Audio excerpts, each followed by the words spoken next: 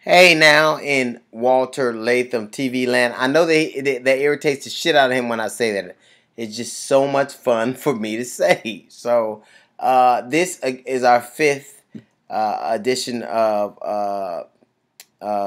notes from the GED section. Of course, a lot of stuff has gone on. We had the opening ceremony of the Olympics. It was an amazing spectacle. But what I found particularly amazing was that out of all the countries that were kind of appearing in the opening ceremony, that the United States was the last one to get health care for all of its citizens. Macedonia got health care before us, so Alexander the Great actually beat George Washington to health care. So, and it was amazing. And I watched the Olympics, and there were a couple of questions. I was like, there would seem like there would be more Cuban swimmers, but they weren't. That's the question. I'm like, why aren't there more Cuban swimmers? They seem so adept at it. I don't know why that would not have happened. And also, why is it that women that swim the breaststroke don't have any? I mean, they are, but I guess it makes sense to be flat chested if you're swimming the breaststroke, because if you have big titties, one could pop loose and chip your tooth, and you don't really want that. And so I'm watching the Olympics. I'm having a good time, and I know this for certain: regardless of race or creed or color, let's suffice it to say that weightlifters or weightlifting women are some pretty rough looking broads. Let's just go say that right away. And the Queen of England is a handsome woman. She makes Barbara Bush go, damn! Um, so, and then there was a controversy with Chick-fil-A. Apparently, the CEO of Chick-fil-A, is against gay marriage, and that poses quite a bit of a quandary for me, because I dig the Chick-fil-A sandwich, but I'm against Chick-fil-A's stance on gay marriage. So in protest, I will have the chicken but not the bun.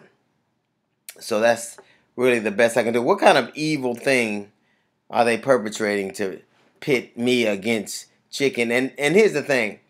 The CEO of Chick-fil-A believes that marriage is between a man and a woman. But if you eat a lot of fried chicken, which is basically what Chick-fil-A is, your greatest concern in a relationship is between a man and his cardiologist. So that we're going to be watching with bated breath to see how this happen. I actually had an occasion to write a blog that is appearing in the Huffington Post. And it is about the tragedy that unfolded in Aurora, Colorado, and our kind of unending. Every time we turn around, there is someone who is shooting up somewhere, and it's just really gotten to a point where it's an epidemic in America. And so I wrote this blog that posted today. Like the rest of the country, I was horrified to hear of the massacre at the midnight screening of the new Batman film. I've witnessed gun violence firsthand from a very early age. All of my life, I've seen families mourning the way that the families in Colorado are now mourning. I wish that there was something I could do to make sure that nothing like this ever happens again, but I can't. Nor apparently can anyone else. If they could, then they would have done so already. Some of us are old enough to remember when a madman poisoned packages of Tylenol in 1982. 7 people died, and the reaction was immediate. The entire run of the product was recalled. Packaging was changed so that the buyer would know it was safe and wasn't tampered with. Liberal or conservative had nothing to do with it. It was not treated as a political issue. No one claimed that making it marginally harder to get at those headache pills was the first step toward dictatorship. Drunk driving was a similar scenario. No one argued whether it was the alcohol that was the problem or the car. No one advocated for prohibition or for some sort of nationwide bus system in lieu of the automobile. We did not hear that drunk driving is a right enshrined in the Constitution by our founding fathers. People just got sick of losing their friends and family members due to tragic circumstances that were entirely avoidable. Ad campaigns were launched, the police cracked down, and a nationwide stigma developed. It is in this context that I view gun violence. Over 10,000 Americans are killed by guns in this country every year. A bullet doesn't care where you stand on the ballot. This is a public health issue and should be treated like one. But we can't. Every time this kind of thing happens, the players act out their parts according to the script. First, the politicians get on TV and express shock at the senselessness of the occurrence, even though this has been happening on the regular for decades. The people on the left will argue for more gun control laws. The people on the right will claim that armed civilians would have stopped these massacres in the first place. The NRA hits the red alert button to make sure that no discussion can be had. A stalemate is reached and the nation moves on, and doing nothing remains the answer by default. This happened after Columbine, after Gabby Gifford, after Virginia Tech, after Fort Hood. I'm not arguing for more gun control, though that might be the answer. What I'm arguing against is hypocrisy. As I discuss at length in my upcoming book on American hypocrisy, I have 7 guns myself and have always viewed them as a tool. All I'm advocating for is that we address the issue honestly. The issue isn't guns per se. The issue is our national adoration of violence. The easiest way I can illustrate my point is this.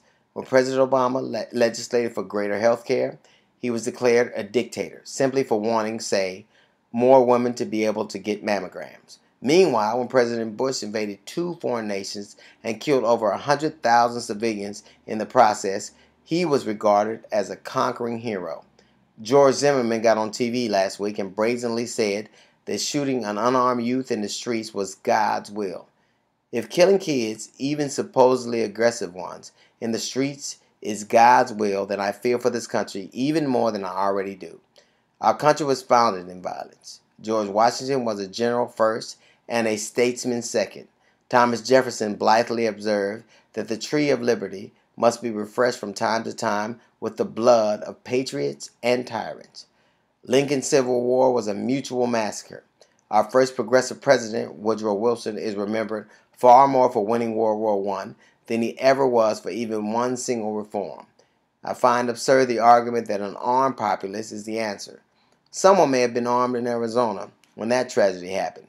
I'd be willing to bet that there was more than one handgun in that urban movie theater at midnight in Colorado. And that person ran just like everybody else. Is a shootout in a smoky, crowded theater going somehow to lead to less death? Who are the cops going to shoot when they finally arrive?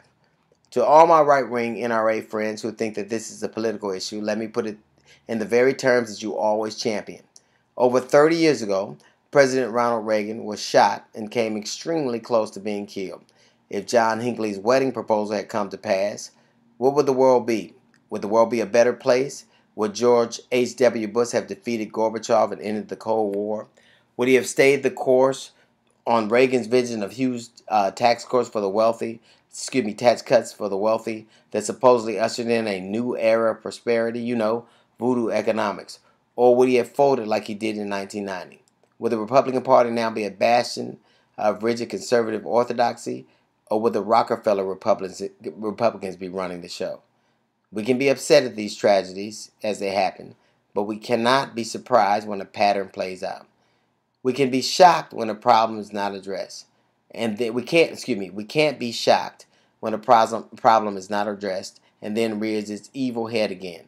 All these moments of silence, they are adding up very quickly. All those flags at half-mast will be lowered as quickly as they ever were raised. And until and unless we have an honest national conversation about our violence-obsessed culture, we will always be waking up to mourning in America. Now listen, my book will be out tomorrow. I hope that you take the time to read I Want You to Shut the Fuck Up. This is D.L. Hughley, and this is another note from the G.E.D section.